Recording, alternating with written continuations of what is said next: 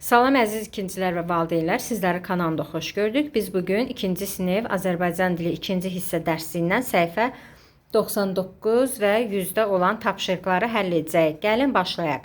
Tapşırıqlara keçməmişdən öncə kanalımıza abunə olmağınızı və videolarımızı bəyənməyinizi xahiş edirik. Gəlin başlayaq.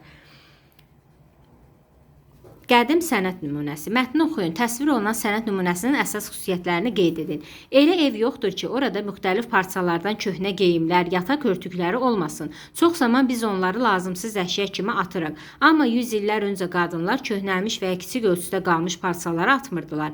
Müxtəlif rəngli kiçik parçaları bir-birinə tikməklə müxtəlif əşyalar hazırlayırdılar. Bir zamanlar qadınlar bunu qənaət məqsədi ilə edirdilər. Zaman keçdikcə bu məşğuliyyət bir sənət növü kimi inkişaf etməyə başladı.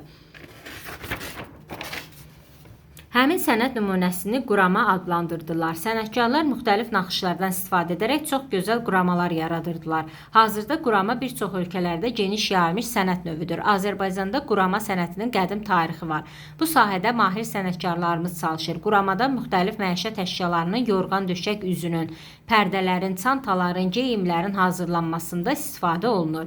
Bu növ tikmələrdə həndəsi naxışlardan çox istifadə edilir. Çalışma C. Qurama nümunələri parçadan hazırlanan digər əşyalardan nə ilə fərqlənir?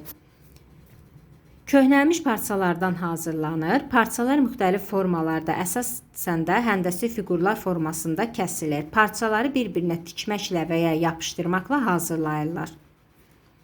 Çalışma C. Məişət əşyası və sənət nümunəsi arasındakı fərqi izah edin.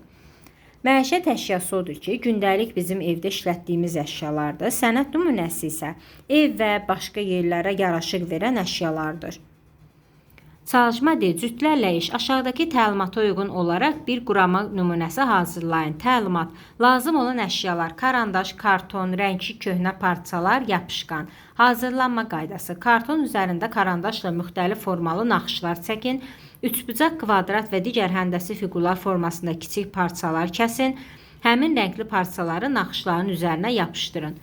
Gördüyümüz kimi burada bizə şəkil vermişdir. Siz istənilən bir şəkli çəkib, daha sonra o şəkilə uyğun, bu həndəsi fiqurlara uyğun parçalar kəsib üzərinə yapışdıra bilərsiniz. Bugünkü tapşırıqlarımız bu qədər əziz ikincilər. Növbəti videolarımızda görüşənədək kanalımıza abunə olmağı və videolarımızı bəyənməyi unutmayın. Hələlik.